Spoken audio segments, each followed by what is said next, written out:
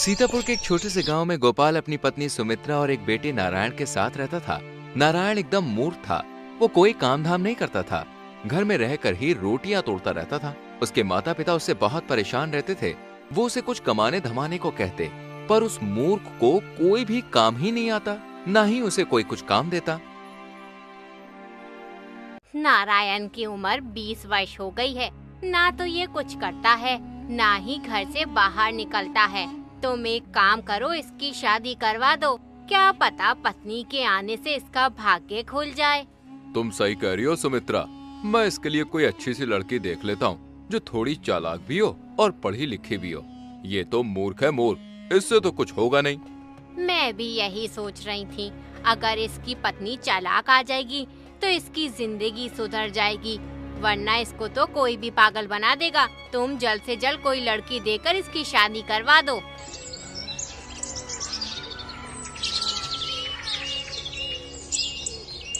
कुछ ही दिनों में गोपाल अपने मूर्ख लड़के की शादी करवा देता है। उसकी पत्नी अपने साथ कुछ दहेज लेकर आई थी। उसी से नारायण के घर का गुजारा हो रहा था। लेकिन कुछ ही दिनों में उसके घर का सारा सामान खत्म हो गया। पत्नी समझ गई थी कि उसका पति मूर्ख है, इसे कोई काम नहीं देगा। इसलिए वो अपने ससुर से कहती है, मैंने आज तक आपके सामने मुंह नहीं खोला है, क्योंकि आप घर के बड़े आदमी हैं। लेकिन अब मैं मजबूर हो गई हूँ। इस तरह घर नहीं चलता। घर में कुछ भी नहीं है। मैं सोचती थी कि घर की बात बाहर न निकले, लेकिन अब मैं मजबूर हो चुकी हूँ। कब तक ये सब देखती रहूँ? तुमने अपने उस मूर्ख बेटे की शादी मेरे साथ करवा दी। उसने मेरी जिंदगी खराब कर दी है। कुछ करता धरता नहीं है। वो तुम्हारा पति है, तुम उसके बारे में ऐसा कैसे कह सकती हो? अरे पत्नी को हमेशा पति की इज्जत करनी चाहिए। उसमें पति वाली कोई बात तो हो जिससे मैं उसकी इज्जत करूं। जो आदमी अपने परिवार का पेट नहीं पाल सकता, उसकी इज्जत कौन करेगा? इज्जत उसकी होती है जो घर में 2 पैसे कमा कर देता है, घर में हाथ पर हाथ रखकर बैठने वाले की नहीं।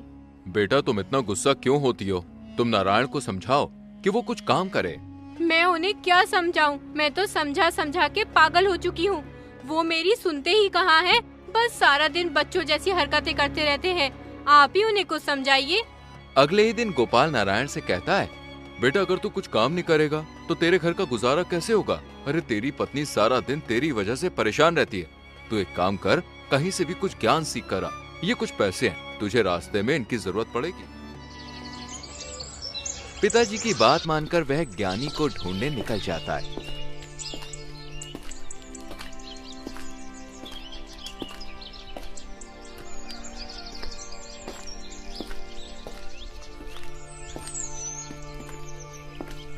कई दिन भटकने के बाद उसे एक ज्ञानी मिला।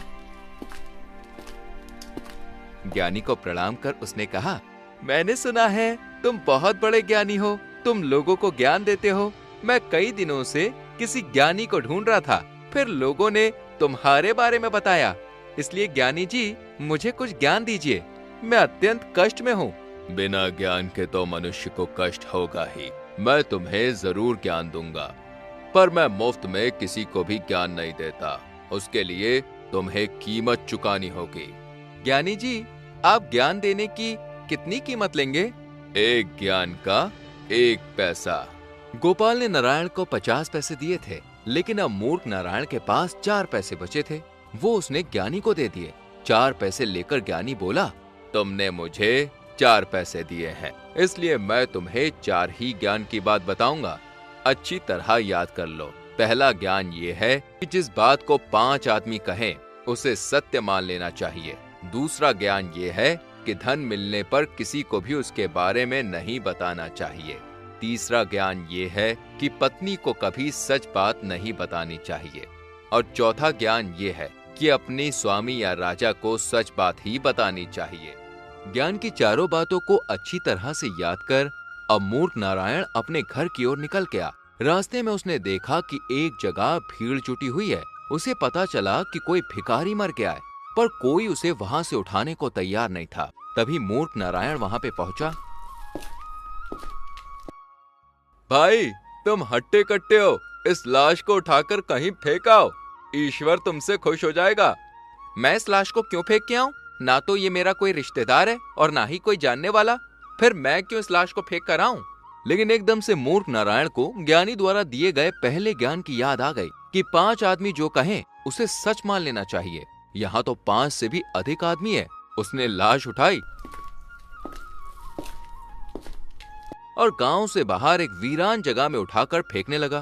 तभी उसने देखा कि भिखारी के फटे पुराने कपड़ों से अनेक रुपए गिर रहे हैं। उसने सारे रुपयों को इकट्ठा किया और अपनी जेब में रख के चुपचाप अपने घर चला गया। आ गए ज्ञान सीखकर। क्या ज्ञान सीखकर आए हो? जरा मैं भी तो सुनूं। क्या पता थोड़ा बहुत ज्ञान मेरे भी काम आ जाए। ज्ञान तो मैं सीख आया हूँ, लेकिन किसी को बता नहीं सकता, क्योंकि ज्ञान सीखने के पैसे लगते हैं। ज्ञान मुफ्त में नहीं मिलता। तुम कैसी बेतुकी बातें करते हो? मेरी तो कुछ समझ ही नहीं आता। इतने दिन घर से बाहर रहे, फिर भी मूर्ख जैसी बातें कर रहे हो। नारायण अपनी पत्नी को कोई भी ज्ञान की बात नहीं बताता और न ही भिखारी की जेब से मिले रुपयों के बारे में बताता है। अब मूर्ख नारायण के पास अनेक रुपए थे। उसके दिन सुखपूर्वक बीतने लगे। उसका रहन सहन बदल गया। उन लोगों ने एक अच्छा मकान भी बनवा लिया। उनके ठाट बाट देखकर पड़ोसियों को जलन होने लगी। एक दिन नारायण की पड़ोसन अपने आदमी से कहती है, जिसे लोग पागल पागल कहा करते थे, आज देखो कितना मालदार हो रहा है, कितना सुंदर घर बनवाया है। और एक तुम हो, अपने आप को अक्लमंद समझते हो। सुबह से शाम तक तेरी मेरी मजदूरी करते फिरते हो। जब कहीं जाकर 1-2 रुपए कमा पाते हो, उस पागल से ही कुछ सीखो। मैं उस पागल से क्या सीखूं?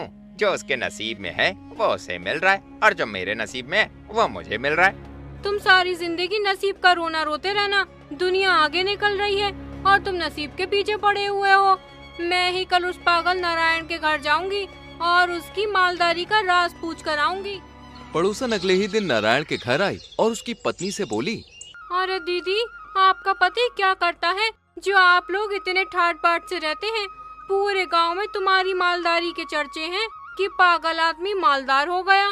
ये तो मैंने उनसे पूछा ही नहीं कि वो क्या काम करते हैं। मैं तो उन्हें पूरा दिन घर पर ही देखती हूँ। भला घर रहकर कौन सा काम हो सकता है? तुम्हें उनसे पूछना चाहिए कि वो क्या काम करता है। जो आदमी अपनी पत्नी से अपनी आमदनी छुपाता है, निश्चित रूप से वो कोई गलत तरीके से धन कमाता है। अगर वो आपसे सचमुच प्रेम करता है तो उन्हें आपसे कोई भी बात नहीं छुपानी चाहिए। तुम सही कह रही हो बहन। मुझे तो अब डर लग रहा है, कहीं वो किसी गलत तरीके से पैसे तो नहीं कमा रहे। मैं आज ही उनसे पूछूंगी। जब रात को मूर्ख नारायण अपने घर आता है तो उसकी पत्नी उससे पूछती है, तुम क्या काम करते हो? ये तुमने आज तक मुझे बताया ही नहीं। तुमने कभी पूछा ही नहीं, इसलिए मैंने बताना उचित ना समझा। वैसे भी तुम जानकर क्या करोगी? तुम्हें तो समय से पहले ही सब कुछ मिल रहा है। अगर तुम्हें कोई परेशानी हो तो मुझे बताओ, मैं अभी पूरी कर देता हूँ। मुझे कोई परेशानी नहीं है, बस मैं ये जानना चाहती हूँ कि तुम क्या काम करते हो। मुझे डर है कि कहीं तुम गलत काम तो नहीं कर रहे हो। भला मैं क्यों गलत काम करूँगा? मैं महंत से पैसे कमाता हूँ, खून पसीना बहाकर, समझी? मैंने तो तुम्हें कभी मेहनत करते हुए देखा ही नहीं। सारा दिन घर पर पड़े रहते हो, फिर तुम मेहनत करने कब जाते हो? सच सच बता दो, तुम क्या काम करते हो, वरना मैं अपने घर चली जाऊंगी। फिर पड़े रहना यहाँ अकेले। नारायण सोचता है, चलो ठीक है, इसे बता देता हूँ। लेकिन तभी उसे ज्ञानी की बात याद आ जाती है कि पत्नी को कभी भी सच बात नहीं बतानी चाहिए। इसलिए वो अपनी पत्नी से झूठ बोलता है। दरअसल मैंने बाजार से 1 किलो देशी घी खरीदा और उसको रात के 12 बजे एक सांस में पी गया, जिससे मुझे बहुत सारे धन की प्राप्ति हुई। नारायण की पत्नी दूसरे दिन अपनी पड़ोसन को बुलाती है और उससे कहती है, मेरे पति कोई गलत काम नहीं करते हैं। हमारी मालदारी का राज तो देसी घी है।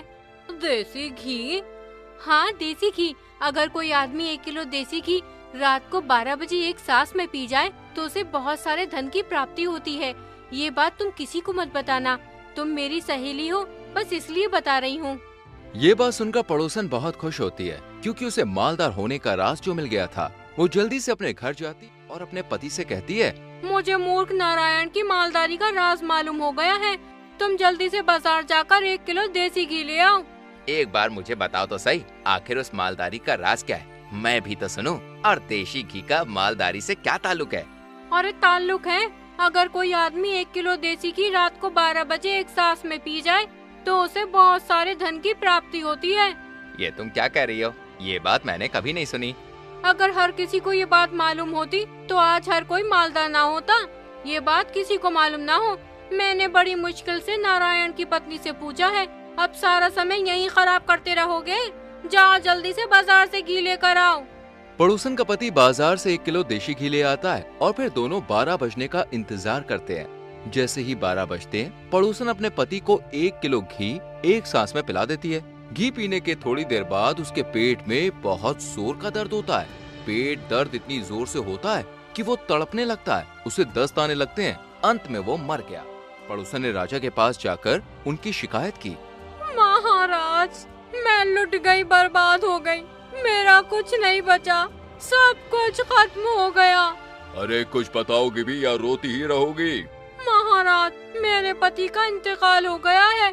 उन्होंने 1 किलो देसी घी पी लिया था, जिससे उनके पेट में दर्द हुआ और वो मर गए। ये क्या बेहुदा बात कर रही हो? अगर कोई आदमी 1 किलो देशी घी पिएगा तो वो मरेगा ही ना, बचेगा थोड़ी ना। तुम्हारा पति कहीं पागल तो नहीं था? अरे नहीं नहीं महाराज, मेरा पति पागल नहीं था। पागल तो वो मूर्ख नारायण है, जिसने मुझे ये नुस्खा बताया था।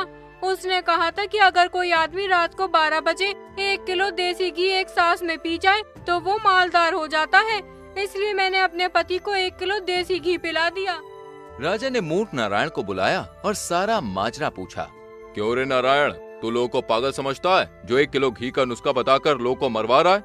मालदार होने के लालच में इसका पति 1 किलो देशी घी एक ही सांस में पी गया और फिर वो मर गया। इसके लिए तुझे सख्त से सख्त सजा मिलेगी।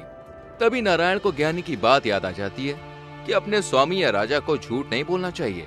इसलिए वो राजा से कहता है, महाराज, इसमें मेरी कोई गलती नहीं। मैंने तो एक ज्ञानी को 4 पैसे देकर 4 ज्ञान की बात सीखी थी।